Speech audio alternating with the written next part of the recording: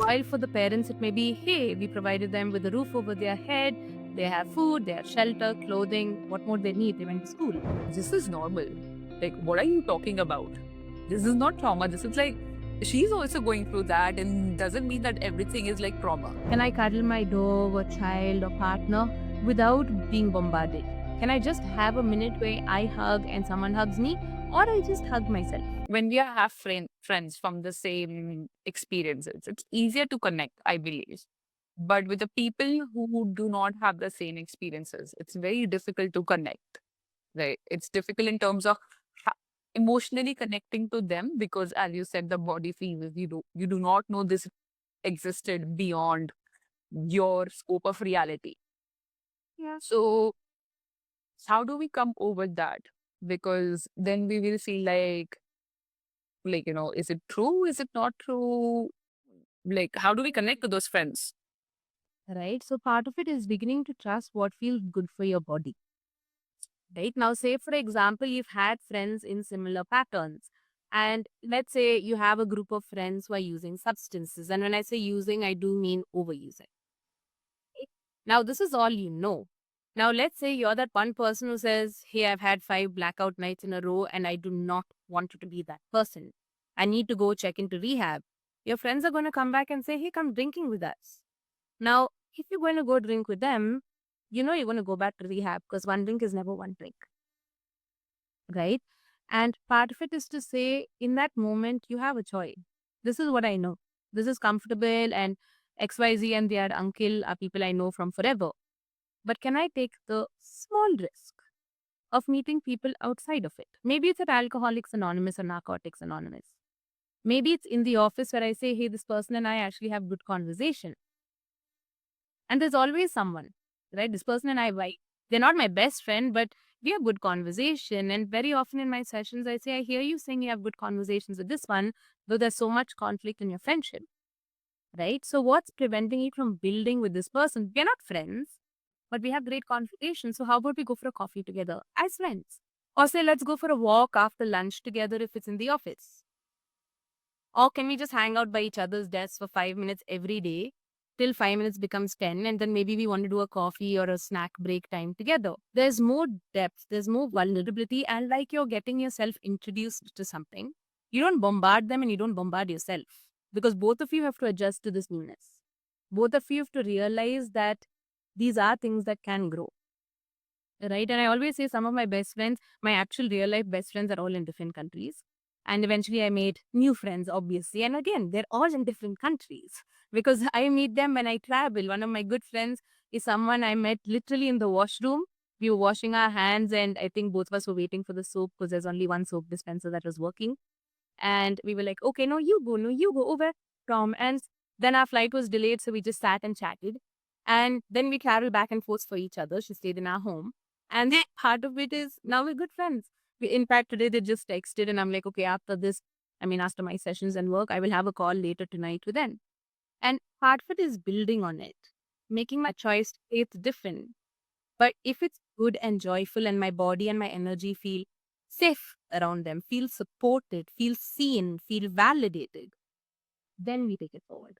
That would also mean that we have to consciously take this decision to not connect with people who have the same trauma. Would that be the case too?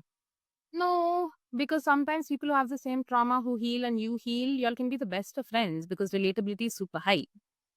Okay. And you can't see, I always say you can't prevent it because there will be similarities, right?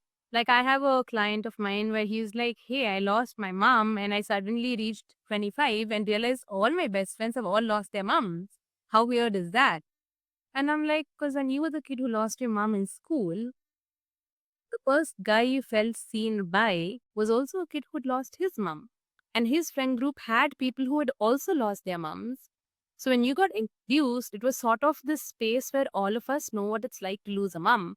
And there's so much relatability because our experiences, while very different, are also similar. But now I want to shift it to sometimes in the differences.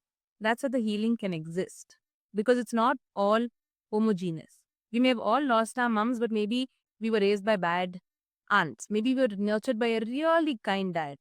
Maybe our dad remarried to a great stepmom, or our dad never remarried and he succumbed to the grief internally while still being here, and you watched all of that. So your role and responsibility is different, but what actually bound you all together over time does not continue to, build the bond.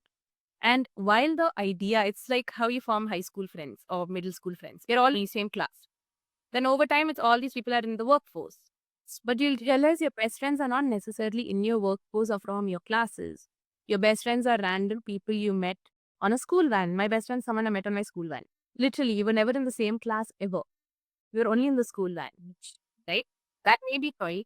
Or say people you met in an airport. It's about giving yourself that space to say, you can't choose initially whom you're choosing.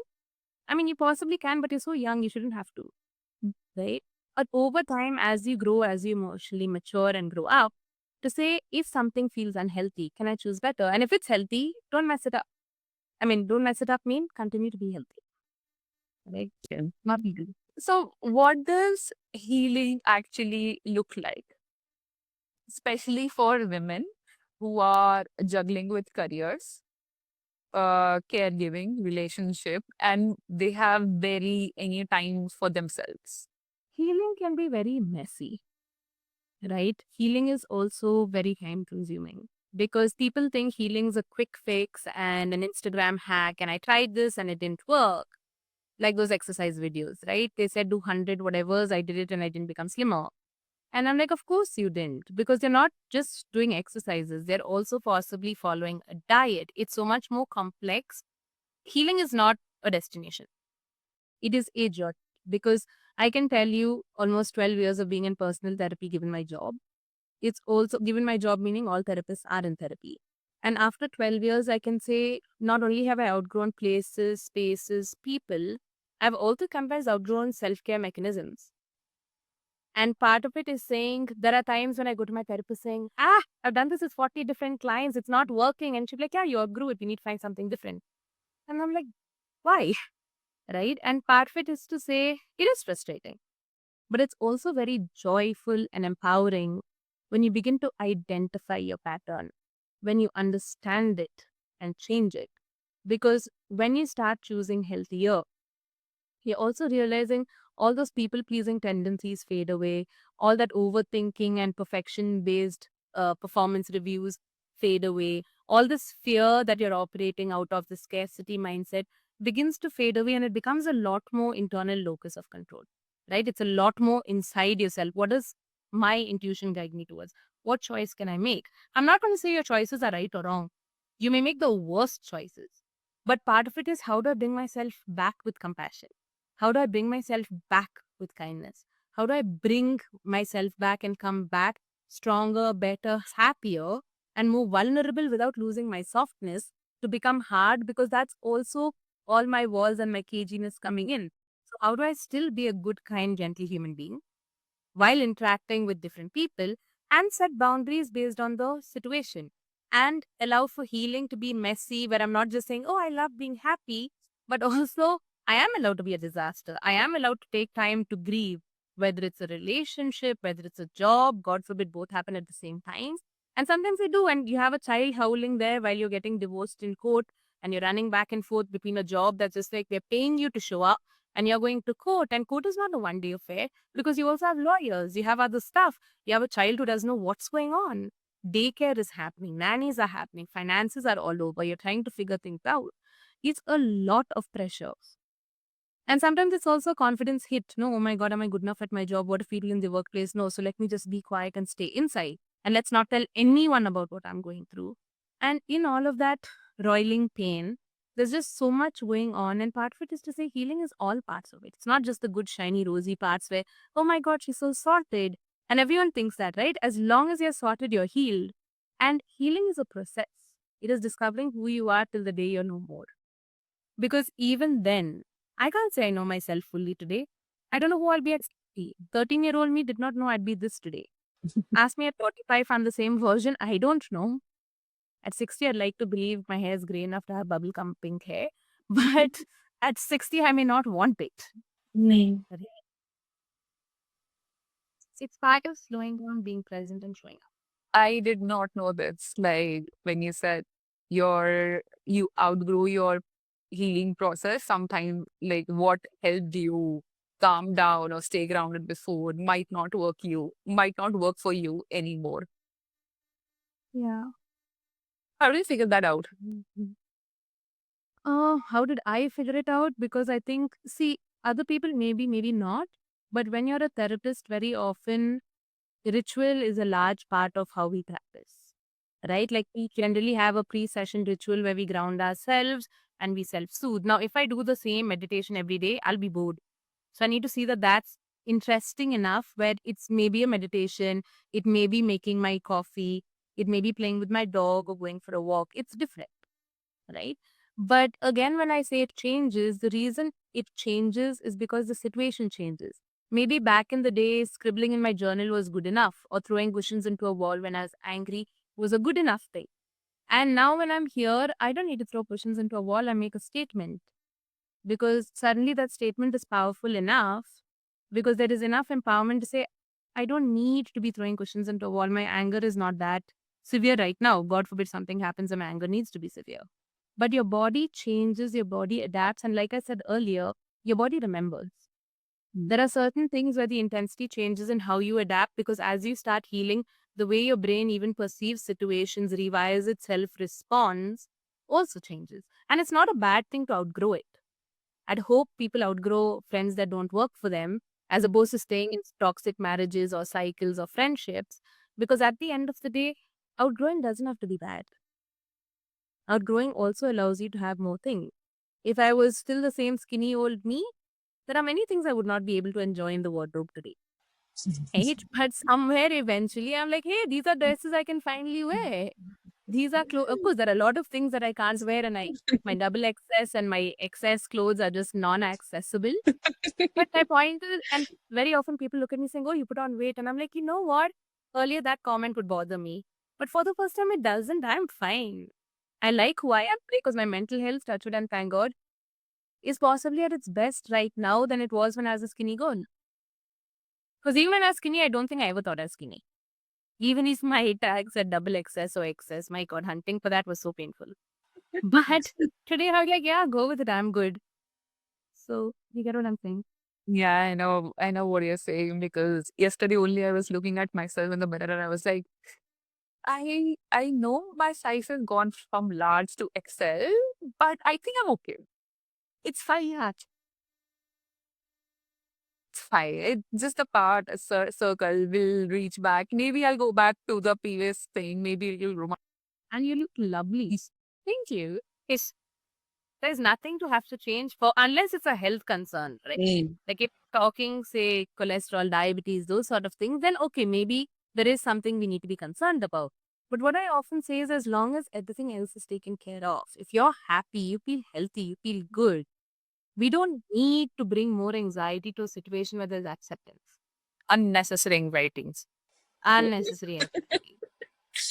Okay. So, but for when you're going through all these anxieties and everything, we often feel very stuck, heavy, and also possibly like it might be too late, right? Too late for any kind of healing or anything, or maybe like it's just bad situation. So, what would you say to them? I always say it's never too late if you choose, right? The reason we think it's too late is because in our heads, I've invested so much time. I've tried everything. Now, you may have tried everything alone. You may not have tried everything with someone who can and has the resources to help you. Tomorrow, if you're having a cardiac issue, you're not going to go to your dermatologist, right? You're not going to go to your mother. Yeah, also. You're going to a cardiologist or a cardiothoracic surgeon because there is gravity. So, my point is if you're feeling lost and broken and overwhelmed, very often it's because you're feeling helpless, right? A helpless is a very discerning, uh, scrambling emotion because it really makes you, there's nothing you can hold on to. You're just sinking, right? And you need to grapple, you need to hold, you want something to hold on to and stabilize. And very often, what I say is instead of in that moment giving into, oh my God, I just need to end it or stop it or whatever, to say, that's the anxiety speaking because I need to control it. Can I instead say, in this moment, I'm not the right person to control it because I'm very, very anxious? Can I instead defer to a professional? Someone who I know it is their job, their training, their healing to help me work, which means it comes down to choice. Can I choose to seek help? Can I choose to talk to someone who is ideally professional or at least a good, trusted friend who comes from some place of wisdom and not just logic who'll say, yeah, it'll get better. This too shall pass, right? But who'll actually say, hey, I'm there for you. Your pain is very, very valid. What you're going through is extremely terrible. And I understand why you're so nervous or anxious. And a friend who can witness it, because very often a lot can happen when we witness it. And very often clients say, no, I don't want to cry in front of you. And my point is, believe me, the day you actually cry in front of me is the day you say, I feel so seen because someone actually was there when I cried and they didn't shun and they didn't hide. And they were there letting me cry without saying, stop crying, stop crying, stop crying. Because everyone got up with, stop crying, stop crying, stop crying.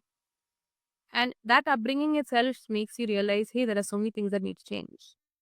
So if I try to say, stop doing this, to say, start doing, start slowing down, start saying, I'm overwhelmed. Can I choose to call someone? Can I choose for help? Maybe 10 people say no. Very rarely 10 people will say no, right?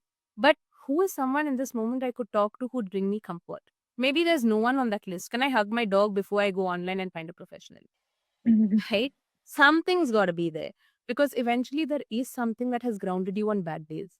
It's just that today's bad day is exceptionally bad, and everything that can go wrong will go wrong. Right? Like literally, today was such a tough day for me, and it started raining, and I was going out, and suddenly I found out the ride I'd booked cancelled, and I'm like, oh my God, I have to get to this place in 15 minutes. If I don't get an auto right now, I'm jacked.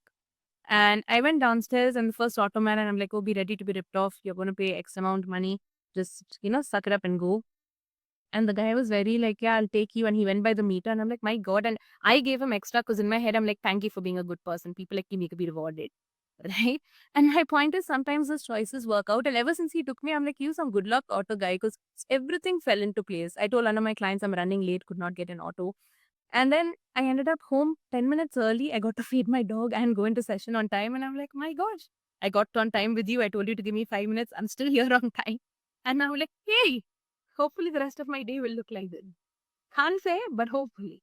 There are times when we think we have moved on from something, right? And um, then suddenly a situation will come where we feel so triggered, and then the whole thing goes into spiral. They go like, I moved on from this. Why is this happening to me all over again? I thought I was over this.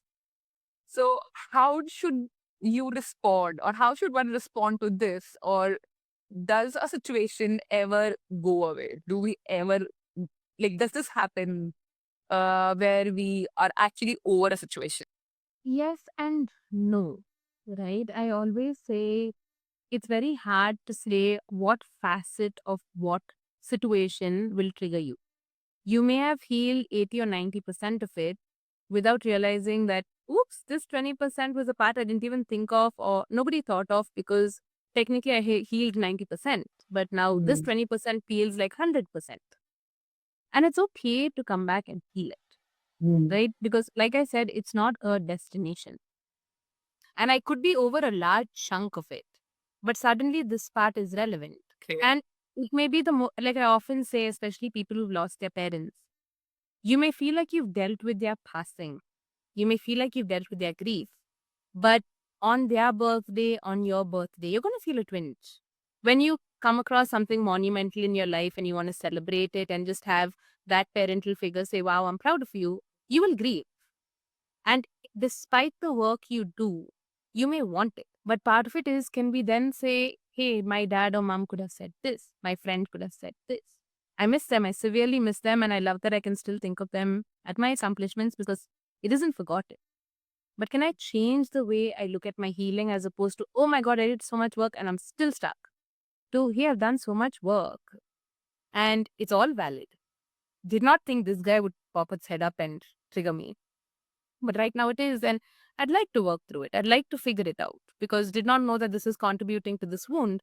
But I always say if we look at our triggers as opportunities to get to know ourselves, if we look at it playfully in the sense that, oh, this guy brought up this in me, cool, let's go figure this out because did not know this was a problem, but clearly it is. And let's see what part I'm getting to know about myself. What about this made me a certain way? What made me react? How come I didn't realize this aspect of it? And that's okay. That's very normal. That's very natural. And something that may have worked for you all your life may have changed. But how do you slowly start reclaiming your story? How do you start changing your narrative to say, oh my God, this happened to me. I'm so broken, to, okay, this happened to me. It doesn't define me, but I am allowed to figure out what is it about the situation that changed me. And can I be healed enough from it to say it's not bothering me anymore? Or can I say, instead of saying you don't exist, to get to know what about you makes me feel a feeling? Okay, I'll take a very particular situation in this for this topic. For example, and it's a very common situation. Say a girl had a very bad, messy breakup or a messy divorce, and she has worked a lot, taken therapies and everything, and she's moving on in her life. She's happier. She's working. She has job, everything. And say out of the blue, she gets some news about the ex. And then the whole spiral starts. Maybe the ex is getting married or, they moved in the city or something. Anything can happen. And then the whole spiraling starts. And then the question comes, I was over it.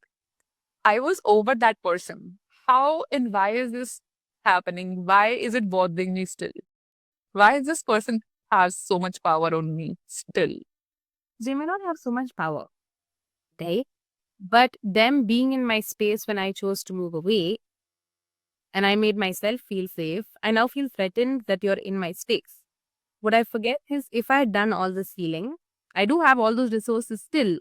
But in this moment, my brain is getting hijacked and I'm stressing out because it is sudden and I just got this information and my whole body is freaking out. But when I calm down, I can also connect to the parts of me that say, hey, you used all of these coping mechanisms when he was in a different place or she was in a different Mm, But now that you're here, or they were in mm, a different, but now that you're here and they're here, you're changing differently.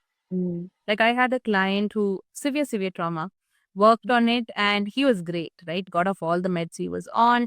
He reached a place of feeling fully functional, got married, and then he's like, bro, what the hell? I'm back in therapy. And it's like none of the trauma I did worked. And I'm like, if we're not yet using the coping mechanisms we did, because I can see different spaces. And when I gently asked him about those spaces, he's like, yeah, I could have done this, I could have done this. I didn't. So I'm like, yes, because the relationship has changed.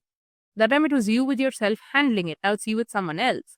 Now, part is how do we learn to adapt this and take those same coping mechanisms or new and improved versions of those coping mechanisms, or like I said, entirely new ones, and figure out the space we're in because something else has triggered your brain into freaking out, right? So there are different parts of your brain, and right now, the part that is the emotional center is sending off red lights and signals, and there are sirens going off in your head, and that's flooding your body with cortisol and adrenaline. There's so much anxiety in your body.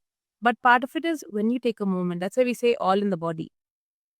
You breathe, you put your hand on your heart and your tummy, you start slowing down, your eyes are closed, you reduce all the stimulation and bring it back. Focus on your breath. You realize, okay, he's coming. That's not the best situation, probably the worst situation. But can I call my best friend, my family member, my whomever? Can I reach out to a therapist? Can I say, hey, I've had the coping mechanisms and technically did not know this day would come, but it's coming. Also, what are the odds I'm going to meet this person? Are they in the same building? I hope not. But even if they are, you don't have to go and make conversation. You can walk away. And you are triggered, yes, but start validating that that's okay to be triggered. Start validating that my trauma is real. What that person did to me is real. The fear I experienced is real. And I'm going back to the former version of myself that knew that person without realizing from the former version to the current version, so much healing has happened. I'm not the same person that person used to know. They don't get to take that. They get to meet this version. But can I remember to be this version when I meet them? If I meet them. And if I don't, that's perfectly fine. This is not some contest to go and see if I have enough guts to face them. Don't need to meet them, that's fine. That's not avoidance. That's also choosing healthy because it's a boundary and that's perfectly fine if you're okay with it. Don't have to seek out triggering situations. For any person who's thinking of starting this healing journey, what would be the first step to take to come over any kind of trauma? See, I always say the first step is choice, right? Awareness and choice. You need to be aware that you want to heal and you need to choose to want to heal. Now, how you choose to heal and what method you choose is up to you.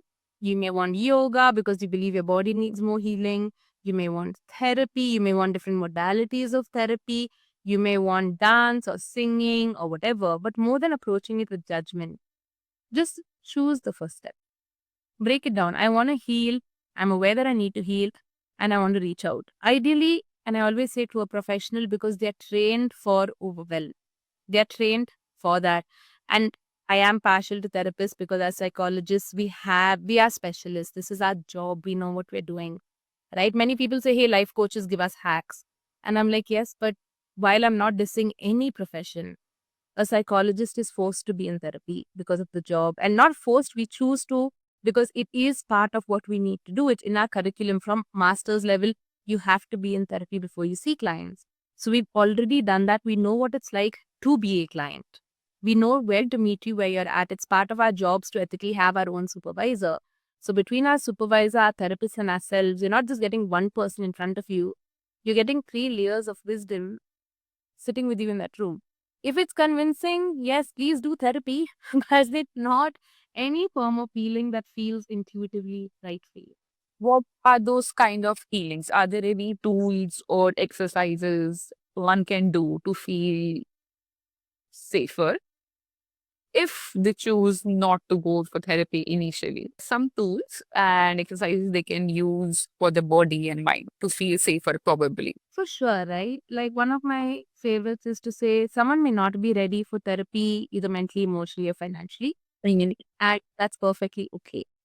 Right? Sometimes you're in an unsafe space and it's hard to consider therapy, let alone who listen to you, what will happen, are you being recorded, etc. Perfectly understandable. And in those moments, I say a lot of people got by without therapy, right? And they continue to. It's just about specialized or not. And I am aware that this is a podcast, so I don't know how many people in what situations it's reaching. So I do feel the need to put a disclaimer, which is to say, this is what I'm giving y'all a tool. Mm. And if it works for you, great. And if it doesn't, leave it because different people respond differently. For someone who's severely dissociated, it can be terrifying to get into the body. And for someone who's severely emotional, it may be very hard to even consider what body work is like. For someone logical, it's impossible because you don't want to get into your body because then you have to associate. Any form of the thing comes with a degree of readiness and choice and awareness. Now, simple things that you can do at home to regulate your body, right? And this is for everyone. And I'm not just saying trauma or non trauma. One of my favorites is breathing. Very, very easy, absolutely free. Don't need to go anywhere to pay anyone for anything. But hand on your body because you can feel your heartbeat. Hand on your stomach because it feels reassuring. And with your eyes closed, just breathing into the count of 5. Hold your breath to the count of 5 and exhale through your mouth to the count of 8. Can go a very, very long way. If you want to try it, we can do it here. Or, Yeah, yeah, for sure. Let's go. I do that every morning, but let's go. we do it for the viewers so that they have something they can do. So, Okay. yes, so right hand on the heart and left on the stomach. Yes. Eyes gently closed. Breathe in. 2, 3, 4, 5. Hold your breath. 2, 3, 4, 5. Out through your mouth. 2, 3, 4, 5, 6, 7, 8. If you want to do it twice more, we can. Once more. Let's do it. Breathe in. 2, 3, 4, 5. Hold your breath. 2, 3, 4, 5. Out through your mouth. 2, 3, 4, 5, 6, 7, 8. Good night. I feel relaxed. There you go. Super simple, and you don't need 2. You didn't even need 3, and that regulated your body so much. I feel very relaxed. Thank you. Right? And I always say that's something you can do at a washroom, you can do in a dinner, you can do it in the office, you can do it wherever you are, and no one's going to think you're weird or funky because it's simple. The other one, which is one of my favorites, is drinking water. And instead of glug, glug, glug, glug, glug, drink slowly, right? Like small sips. Uh-uh. Big intentional sip and feel the water going in. Mm. It it's similar to being present, right? When you're eating, you intentionally think, count how many times you're chewing, and then slowly, when it's going down, you just be aware. Observe. Yeah. And the reason I say water is very often with food, we also associate calories. We associate so many things. Whereas water also not only has a hydrating component which oxygenates you, but it also makes you feel a lot calmer because it's something very natural. But when you feel that trajectory going on, there's no taste, there's no sensation ideally, but it's just that thing that's just soothing you. I also say even ice cream is great. Of course, don't binge on ice cream, but ice cream is always great because the coldness brings sensation in your mouth. It brings it into your body. There's texture to it that's different and very soothing, nostalgic flavors. Most of us have eaten ice cream when we were kids and we felt safe, right? Going back to nostalgia is always a peaceful nostalgia is always a nice way to ground yourself. I'm hugging. Hug is nice and warm. Like give yourself a nice push. Stroke gently. I hold my kitten instead. See, or your kitten. If you don't have a kitten, hold yourself. I will tell my friend not to watch this. Just skip the ice cream part though. she she clamps down on the ice cream buckets like it's nobody's business because she's like, dude, I'm so anxious and everything. I'm just gonna have the ice cream, and the whole ice cream bucket is gone. And then it's like, oh my god, I had the ice cream. Yeah. And then it's like, oh my god, I had the whole ice cream. I'm like, I don't know what to say to this anymore. But that's the thing, right? That's why we say very often comfort eating is so addictive because it's easy to eat your feelings because you're feeling nostalgia and all the bad feelings go away, which is why I did water to begin with because it's really nice. And the breathing because you're not putting on a single calorie with that. You're very, very soothed, very, very simple, not one bit of extra effort. And even hugging yourself, 3 body things, nothing taking more than 30 seconds to a minute, all super free and stuff you can do, but it's a placeholder, right? It's not going to solve your problems. But even things like validating yourself, saying, hey, Leanne, it's okay that this happened. I know it's terrifying right now and it's okay to fall apart. Leanne, your trauma is valid. Whatever you went through is very, very real. It's okay to take a minute. It's okay to say, man, that happened and I can't believe it happened. What's one belief or rule you had to unlearn to start living your life your own way? Easy and difficult all at once. I had to learn to start disappointing people, Oh. right? Because for me, I was always the good kid, not by intention, but that was just me, not really people pleasing, but I was a kid who was good at what I did because I was hardworking, right? And because I was hardworking, I was very, very, still am very, very hardworking. And if you're hard enough working, things happen. And I remember a lot of family members, and not my parents, but other people were very shocked when I said I didn't want to become a doctor. And everyone thought I'd changed my mind. And I said, therapists were like, she'll change her mind. She'll change her mind. And I remember how upset and angry people were. And everyone said, oh, she's getting into a housewife profession. For a girl who's so smart, for a girl who's so intelligent, like, what is she doing? What are you as parents doing? And they were like, yeah, it's okay. If she's happy, she's happy. And that's when I learned to disappoint people. And I think I've been consistently good at that. Uh, that is jokes. But it does help me to come back to what keeps me happy. Because I know today my parents are happy with where I am. I know I'm definitely happy. And waking up for a session that starts with hardcore trauma at 8 a.m. doesn't give me anxiety, doesn't make me say, oh my God, should I have this? It's like, yay, I'm seeing this client today. Let's see what comes up. And I'm grateful. And I know a lot of people along the way were disappointed. If I can't come for your party, I will say, hey, Shelly, I really want to be there and I hope you have a great time. I'm sorry. And I know a lot of my friends got very angry saying, at least fake it. And I'm like, I can. But then I become undependable. And I'm that person you cannot trust. And I don't want that attached to my name. I'd rather when I say I'm coming, I'm there and you know I'm coming. And I'm sorry, I do not mean to disappoint you. The intention isn't to disappoint. But the intention is to say, I'm going to be me. And maybe the version of me I am is not the version you want.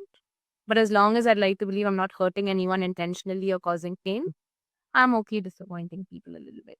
What does doing life your own way looks like for you today? Practicing what I preach. Very often, even the people at my firm will always say, how did you do that? How did you reach here? And I'm like, oh, I practice what I preach. If I tell my clients or I tell my family or I tell you guys what I'm doing, I practice it because in my head, I cannot tell you with any form of confidence to do something or to try something if I haven't done it. If you say push yourself out of your comfort zone, every year I try. If it's learning a new skill, every day I learn, or every year at least I try and learn. And it's not a skill only psychology related, right? Even learning business was something that was a choice. Most of us hate business. Still dislike accounts, but I'm learning to like it now. I'm beginning to say, okay, not terrifying, and I don't like it because it sucks. I dislike it because I'm scared of it and my prowess or lack thereof in it. But part is this hate coming back to practicing what I preach, right? It took a lot of effort, it took a lot of time, but part of it was to say peer pressure was something I never gave into. And I think seeing my granddad and parents be very proud of me for not giving into peer pressure just fueled the idea of not giving into peer pressure. And they were cycle breakers. My dad and mom loved them both solid cycle breakers. And then they raised a cycle breaker, which Papa for them was really hard because they were like, we get you, but also, Avisa, like, shouldn't you not be doing this to us? And you could see the tussle growing up, but they did their best. And I'm very grateful because I'm sure raising a psychologist was not easy and dealing with one when she's full fledged in the field, definitely not easy. So, big points. But part of it was just saying I need to practice what I teach because I cannot preach honesty and authenticity if I'm not it. So that's my biggest. I think your parents still would be very proud of you. Thank you. I hope so. What advice would you give to the women listening who feels like she's lost her way? It feels like that right now. And that there be many, many things that you feel like you have lost and you may have actually lost, right? And it's dark and it's scary. But if you can allow yourself a moment of kindness to just say, I may have lost this right now and it meant a lot because I cherished it, I valued it, and it shows me that I cared. But can I also say that I'm still me? I still have my coping mechanisms. I still have my resources. I have someone somewhere who needs me in terms of not needing me to do something for them, but values me as a human being, values me as a person. And if not that, dog, cat, somebody, goldfish somewhere. And if you stop and actually say, I mean something to me, and if this is a life currently that I am unhappy with, can I choose the kind of life that I would be happy with? And what does that look like? And I think as women, we often don't get a chance to ask ourselves, not because of anything, we're so bombarded all the time. We don't get the chance to actually pause and say, what am I happy with? Am I living a life I'm happy with? And that's something I keep doing, even whether it's the way I run my firm, whether it's my interaction with people, my friend group. I say, am I living a life I'm happy with? Not because happiness is the destination, but if something's not aligning, what is that like? Is it not aligning because of them, me, us, the dynamic? Can we see what can be done or not? But what are things in my life that I'm missing? Like last year, I realized I'm really missing a lot of art and pottery and things that I used to do. And then I said, okay, let's get back to it. A few years ago, I was missing teaching dance, and I'm like, okay, let's get back to it. And of course, I did it for a while, and then I was satiated, and I'm like, cool, let's go back to doing something else. But part of it was your life is not just the role you play. You're not just the mother, sister, daughter, wife, partner, girlfriend, whatever. Right? It's also about saying your life is so much more than the roles. And if you don't invest in yourself, whether it is, and I don't mean go to a parlor. A lot of women say, I went to a parlor, I'm good, I did my nails, I did my hair. And part of it is, can I learn about myself, maybe find a new hobby? And I love it or hate it. But can I try something different? Maybe today I want to learn to make ice cream. Maybe it's a big flop show, but at least I tried. Maybe I now know what I need to get of the perfect ice cream. Maybe today I want to learn a new recipe, but can I take that first step to get to know myself, even in my hardest times? Because if I don't learn to invest in me, it's going to be very hard for me to let someone else invest in me. Where and how can our listeners reach out to you? Ha, that's a good one. I normally say Instacart if you're on it, because our handle is at the dot UNOPENEDBOX. That is the dot unopened box on Instagram, or our website, which is www.theunopenedbox.com, or Google Can Pies with the correct spelling, and you will find me, and pick any of the links and reach out. I am available. You can WhatsApp message on the number on the website and we will get back.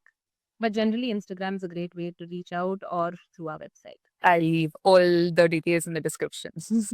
Thank you. And last question is, and we asked this question from all our guests. Who would you like to see on this podcast next? I actually saw that, and I kid you not, that is the question I spent the most amount of time and the least amount of time. When I say most, I'm like, my answer was so easy when I saw it. And then I said, okay, let's go beyond it, and finally ended up on the same person.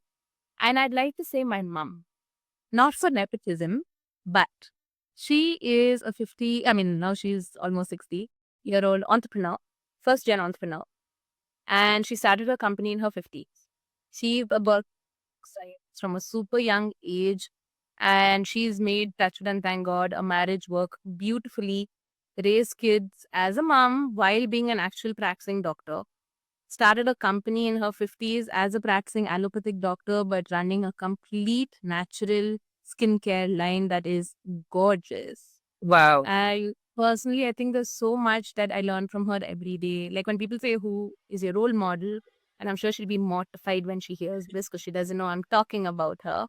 And part of it is to say she is, right? Because it was very hard being a woman like her back in the day. And I'm sure it's still hard being a woman like her.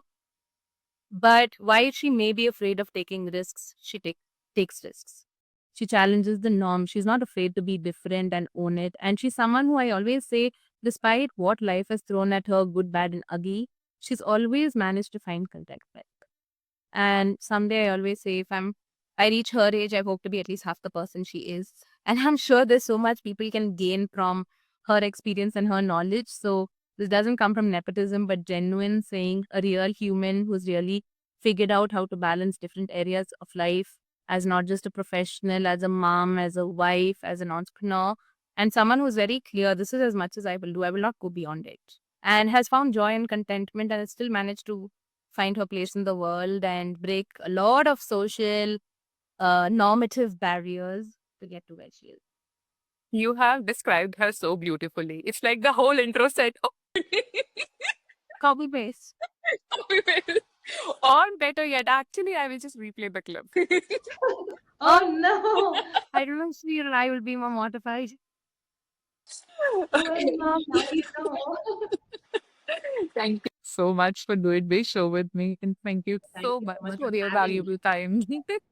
I know you're It was like, absolutely busy. So taking the time out for that, I'm really, really No, it's a pleasure and I love what you're doing. And like I said, I think your questions are phenomenal and I hope the work you're doing gets recognized large and wide, because I think so few stories are ever shared about women, their journeys and how they can figure this out.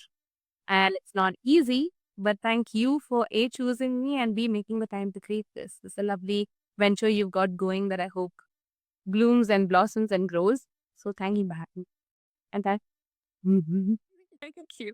I hope I can bring a lot of stories of women on this platform, because whenever I travel, I meet so many incredible women with so many stories, and they go just like that.